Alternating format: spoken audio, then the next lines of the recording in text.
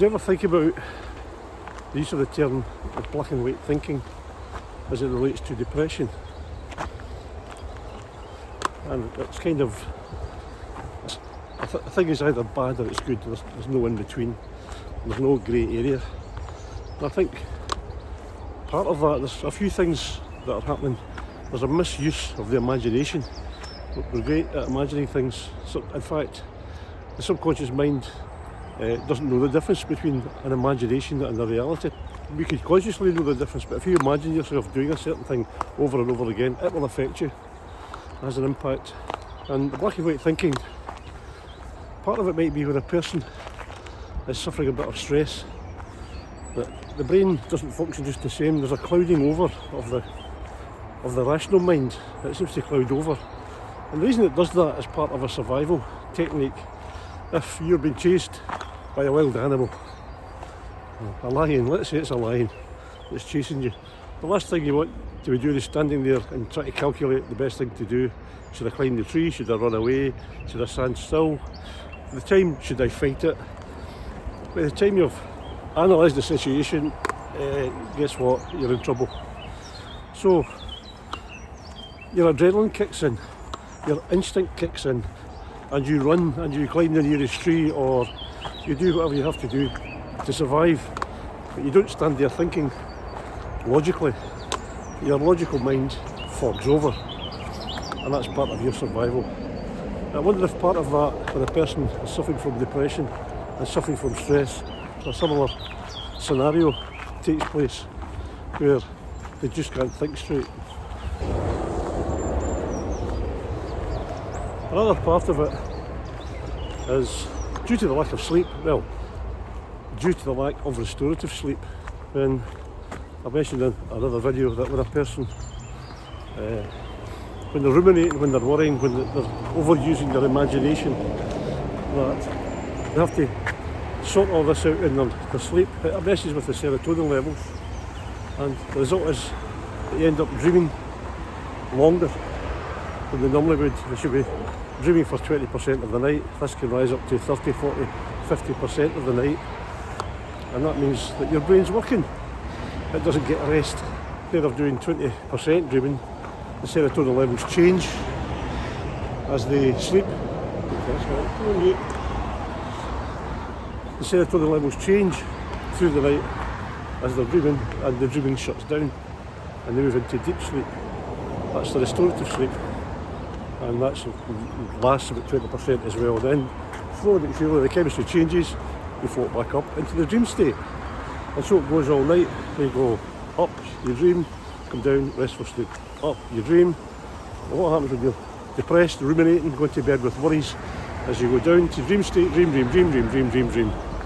You wake up in the morning and you are exhausted.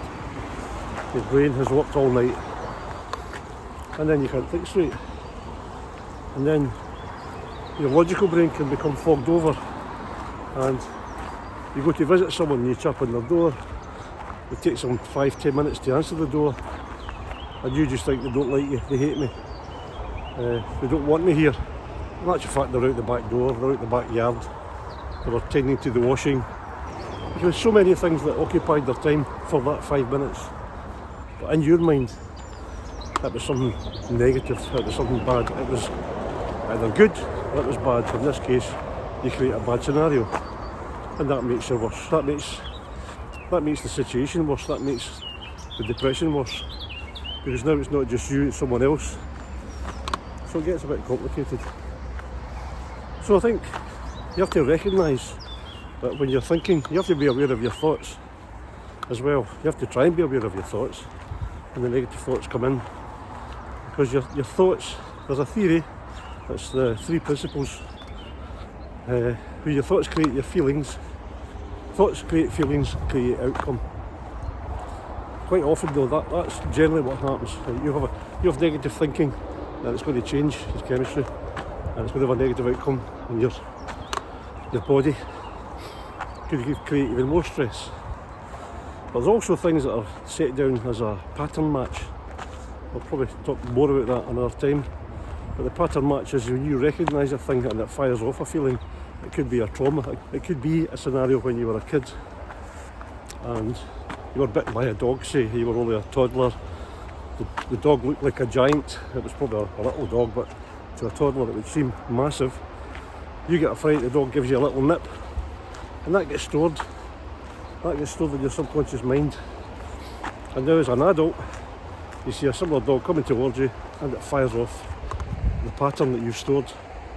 And the pattern is to be wary of dogs, to be wary of this type of dog. And it fires off all your stress, and it fires off your fight, flight or freeze. And now you've got black and white thinking.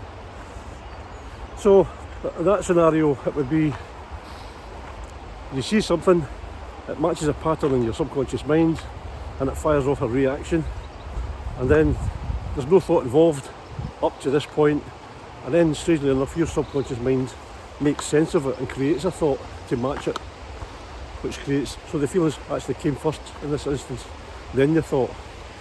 But the strange thing is, you're convinced that you had the thought.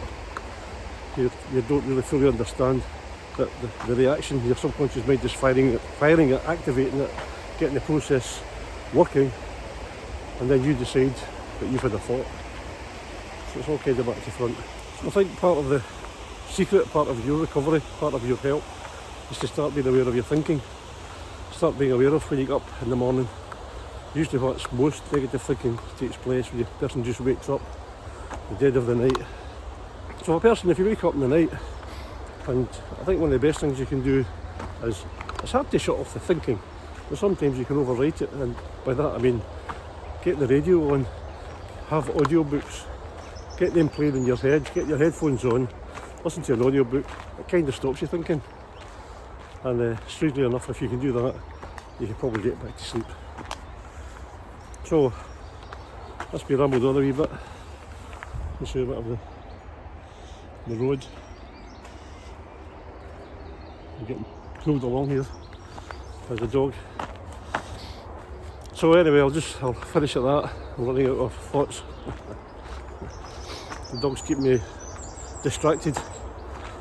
But again, some of the best things for you is just to get out in nature, get some good fresh air, oxygenate the brain.